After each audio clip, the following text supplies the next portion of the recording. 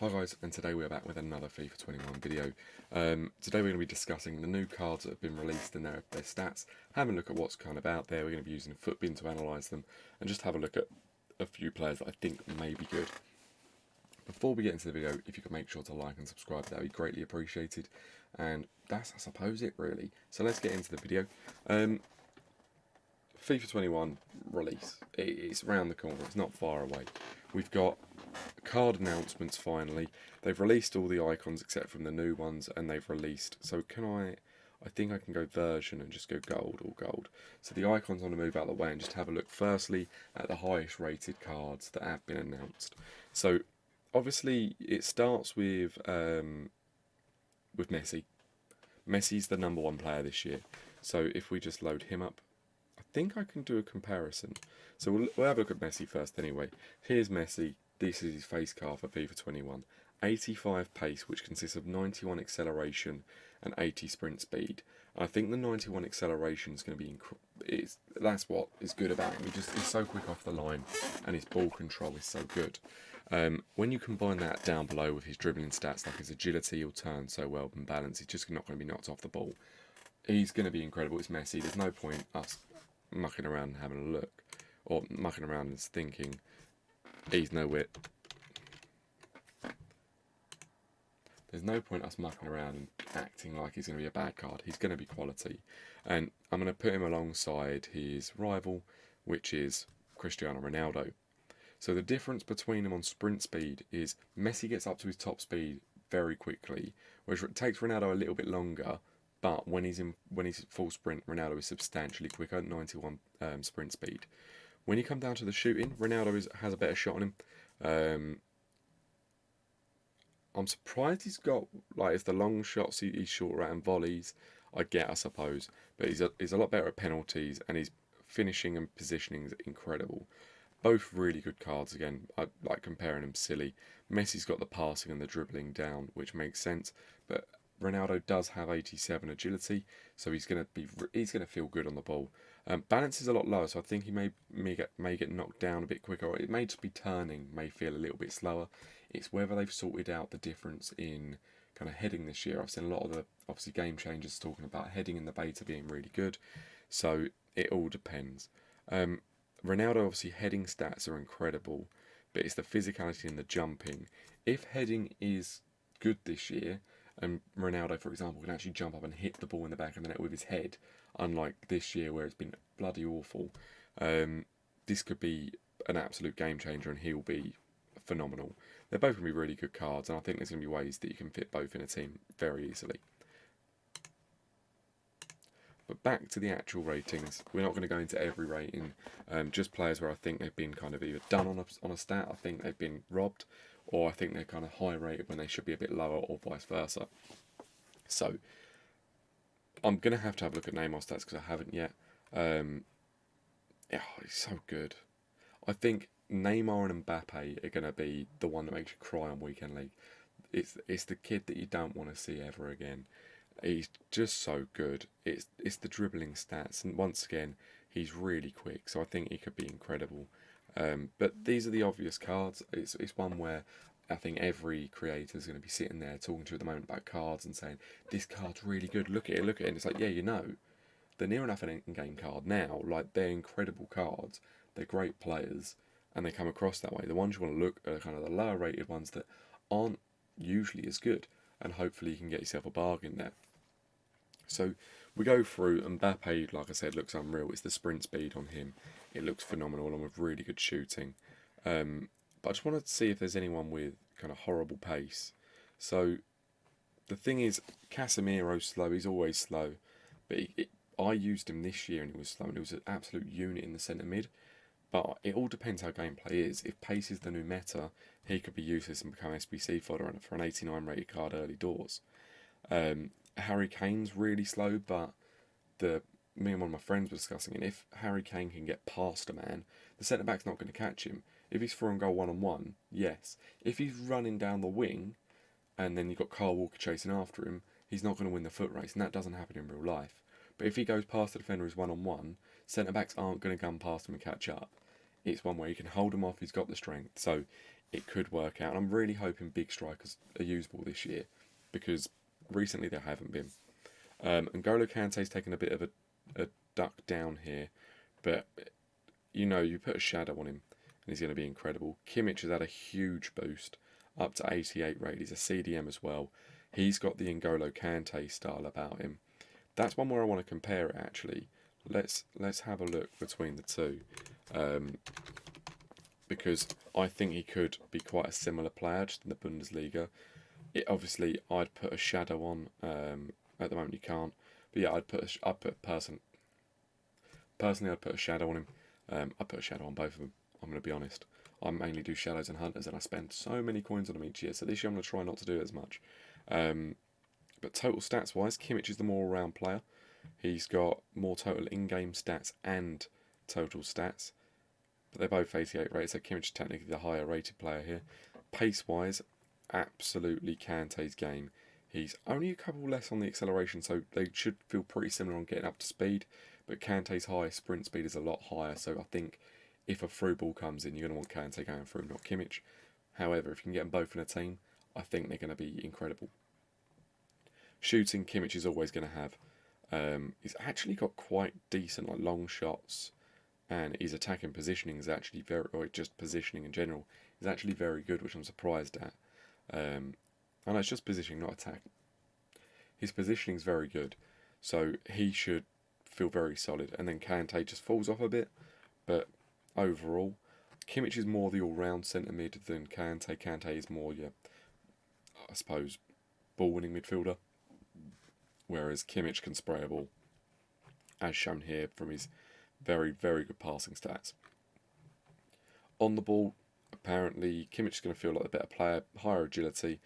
I'm surprised how low Kante's agility is, bear in mind the way he kind of runs and doesn't go down, but it's the balance, I think, here and the reactions that are going to boost him. Defending, Kante wins it, but I do believe Kimmich next to him as a hybrid could be very, very good, and I think the Bundesliga's got quite a few little gems in there that could work out nicely, but that's, I suppose, a different video. I'll probably do some teams that I want to build and ideas. So back to the list.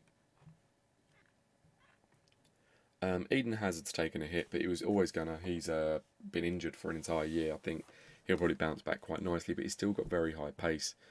And there's no one here. The only one actually that shocks me is Immobile. So bearing in mind the size of him, what is he? 6'1". He's very quick for a 6'1" striker compared to the others that are above him. He's actually got 84 pace with 82 acceleration, 85 sprint speed. His strength's a little lower than where I thought it would be. But as a player goes, he looks like he could be a beast. Could be wrong, once again, depends on how the game plays. And until you play it a bit, you're not really going to know. But he actually looks like quite a solid card. But he is 87 rated, what do you expect? Then Aubameyang's been robbed of, I think he's been robbed of 2 ratings or 1 rating. He got 29 goals last season, he's been put down a rating. He's still rapid, he's 6'2". I hated him this year, I actually hated him. When people done the SBC for him, I was baffled. I thought it was awful. I don't know what it was, he just felt clunky on the ball, agility seemed off. It was all, I just didn't get on with him, but people used him against me and they beat me. So it obviously was a good card. I'm hoping someone like him's a lot better this year, but I suppose you can't have 93 pace and high agility. Whereabouts is it? Yeah, low agility and very low balance, so he's going to, running in a straight line, he's going to be very good, but turning, no. The other one here that shocked me, and I know it shocked a lot of people in the community, is Jaden Sancho. He's been lowered now to an 83 pace card, which is absolutely ridiculous. Why? Why are they slated his pace so much? I don't know if they're doing, I think a lot of the cards are lower than before. The face stats look off, the cards look worse than they usually would be as base cards. But is that because they're anticipating making better informs and better special cards with actual upgrades? Because Team of the Week's got to the point where it was a 1+ upgrade, and they're just not work. What's the point? Whereas if you've done a Team of the Week with actually quite a good upgrade, I think that could be a lot more interesting. Another one that I thought looks quite high is Trent Alexander-Arnold. He's An 87 rated with 80 pace, 87 passing, 80 dribbling and 80 defending. That's not like amazing stats. And you look at his passing stats, they are phenomenal. But you're going to be playing him as a right back. Like, you're playing him as a right back. Like, his acceleration's so slow. Like, I think Kyle Walker's going to be the best right back in the Prem again. Trent Alexander-Arnold last year felt awful, and I can see that happening again. I just don't think he looks like a good actual card. 87 rated. Obviously, Liverpool fans are going to love him, and I think he's an incredible player in real life. But on this, I just don't see it. 4-star weak foot, which is good. He can pass out the back, great. But on FIFA, that's probably not what you want from your right back. If you move into a centre mid and maybe move like Kante right back, if you can, I just don't see the point in that. But that's a possibility, I suppose, to make it better. I'm probably being a bit more biased towards English and Premier League players, just because that's where my interest lies on this. Continuing through the list, obviously this video could go on forever. I think we're already at about probably 10 minutes of just rambling about players. But if you watch it all, you watch it. If you don't, you don't. It's just me rambling. Bernardo Silva he's one of my favourite players to watch personally. I think he's really good. Andrew Robertson's a high rated, 87 rated. So Liverpool got left back and right back 87 rated. That's high. Sergio Busquets. Oh my god, the pace. 42 pace. He's getting slower and slower every year, but he's 87 rated still. He's a quality player, but this is how I don't get how this is calculated, because I suppose it's all on his defending and dribbling stats. He's fodder. That is just a fodder card. If you get him, either keep hold of him because his price is going to rocket because you need him for SBCs, or put him in SBC or sell him. Like, I don't see anyone actually using him in game. Thomas Muller's quite slow. Jamie Vardy's got a big upgrade this year, 86 rated to start, which is deserved. He's a quality player. Pogba's gone down a rating. Alejandro Gomez, now he's quick. I think Alejandro Gomez is one that could be looked over a bit. I know he's high rated, but he's absolutely rapid with great agility and balance. I think that's an incredible card, and I think that's going to be. I think I may aim to get him quite early if I can. Depends on coins, doesn't it? Like, I could say I want to get this player, that player, that player. It's all well and good, but it depends how well we kind of play off with trading and playing, of course. Hopefully we pack something good. But yeah, if you want to see what I pack, what I'll try and do is record every single pack I open, every 82 pack, every this pack, and maybe do like one video a week of every pack that's been opened, or just the key highlights. I don't know what you want to see. Let me know down below in the comments. Hummels once again's low. David Silva low. Kind of fodder cards. It'll probably be solid in a 5-back, but I think the pace situation this year is not going to be good. De Gea's taken a 2 rating drop to 88, which is 80. Sorry, was it a 2 rating drop from 88 to 86? He's taken a hit though. He's definitely dropped, which may make him more affordable, but he's still probably one of the better Premier League keepers. Jordi Alba is always good. Gnabry's another one that's been kicking off. Everyone's not happy about this. He's taken a massive pace drop here, and I've just realised that Kai Havertz has actually got more pace than Serge Gnabry. I don't know if that's accurate. I'm a Chelsea fan personally, and Kai Havertz is a great. I'm really excited for that signing. But is he quicker than Gnabry? Like, I just want to have a look here. So he's got 90. So Gnabry off the mark is going to be rapid, but then he's just once he hits his top speed, he's not that quick. Whereas Kai Havertz, I can imagine, he's going to be a bit more spread out. So he's got a higher sprint speed, slower acceleration, which I suppose could be accurate. But I just want to have a look at the stats here. I'm gutted by his agility. I could do with that being a little bit higher. But if you look here, some really good stats. Just I want a little bit higher agility, good finishing though. And he's one that I want for my team. I want to build a Chelsea team. I want to build a Chelsea present team along with icons. They've had a few more players, basically a few more icons that play for Chelsea. Ashley Cole's on the game this year, and I want him because Ashley Cole's incredible. It was an absolute legend. Just going for a couple more. We're going to have a look at Hakim Ziyech, of course. and Timo Werner, so I'm load them up separately. I'm just going through and seeing if there's anyone. Tiago, this is a joke of a card. How out of order is this? Tiago was an incredible player through the Champions League, through the season. Very good player. And he's 85 rated. Like, he should be higher. He was instrumental to that team, and they've done so well, and I feel like they've just done him a dirty. He'll be good, 5-star skills, but the pace is not there, which I get, he's not the most rapid player. Relatively good acceleration compared to sprint speed, but 55 sprint speed is slow. He's going to feel slow. But the passing and creative kind of stats on him are really good. So, there's Thiago Silva. See, I can't help but look at the new Chelsea boys. So firstly, Hakim Ziyech. Decent acceleration, decent sprint speed with good agility. I think he's going to feel quite nice to use. 5-star skills is good. 2-star weak foot's not great. He's a lefty though. I do quite like having a left-footed player in the team. If you're playing with 3 cams, you can make quite a good Chelsea team this year. So we'll see. Timo Werner. Now this card is going to be expensive. I don't see it not. I think he looks like one of the best strikers in the Prem. That's not in real life, that's on FIFA. In real life, I think he could be good. I don't know though. I haven't watched enough German football to say. The only reason I know kind of about Tiago, who we discussed before, is because of Champions League and seeing bits and bobs.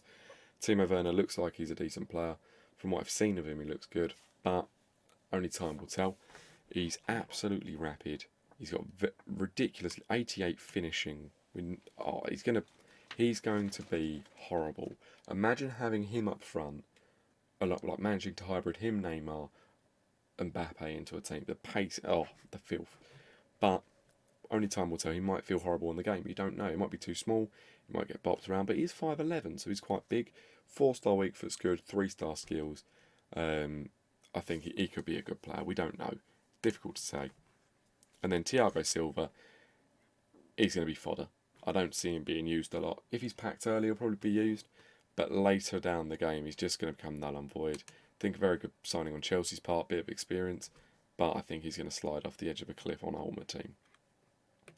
Marcus Rashford's gotten up. I think it was 80 or 83 last year. He's now 85 rated. But he is a left mid card now. Whereas he was a striker last year. So they've moved him out to the left wing like he has been playing in real life.